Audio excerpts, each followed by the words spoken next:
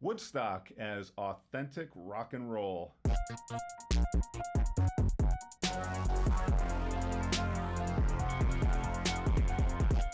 Welcome to Media Rants. I'm Tony Palmeri. You know, we are in August of 2019, and that means it is the 50th anniversary of the famous Woodstock concert. 3 days of peace and music, probably a little bit of sex and drugs thrown there also. Breakout performances by The Who, by Santana, Jimi Hendrix, and many others.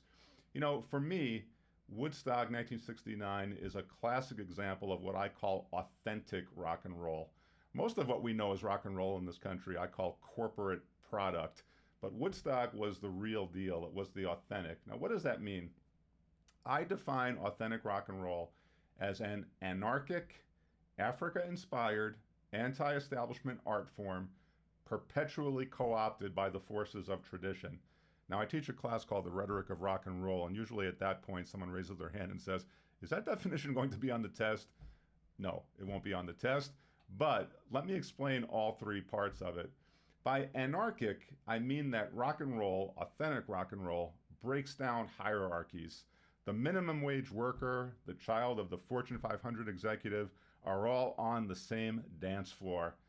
You know, in a very real sense, rock and roll makes all of us part of the 99%. It is truly anarchic.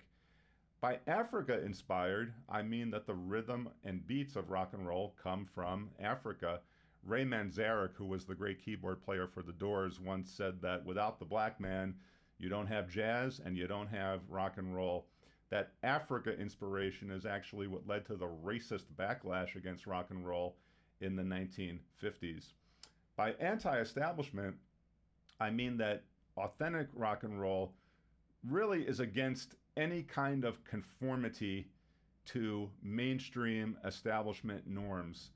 Anti-establishment means that rock and roll urges us all to find ourselves, to be who we want to be, and think as we want to think.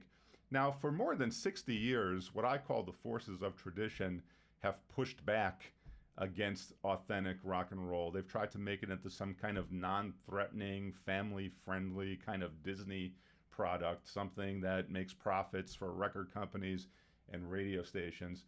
But Woodstock 1969 is a rare example of a time when all those forces of authentic rock and roll, the anarchy, the Africa inspiration, the anti-establishment, all converged in one 3-day festival. I think the epitome of rock and roll as I'm talking about it at the Woodstock concert would be Santana's performance of Soul Sacrifice.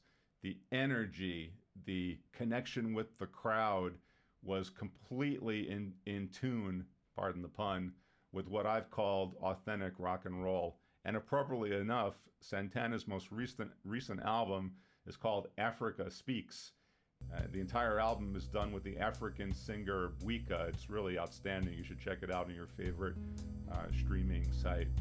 And so, for a more in-depth look at Woodstock and rock and roll as I've described it, go to my blog, Tony Palmeri's Media Rants. Look for Woodstock as authentic rock and roll. You can find hyperlinks. You can find videos to some of the themes I've raised today. So happy birthday, Woodstock, and until next time, I'm Tony Palmeri, and this is Media Rants.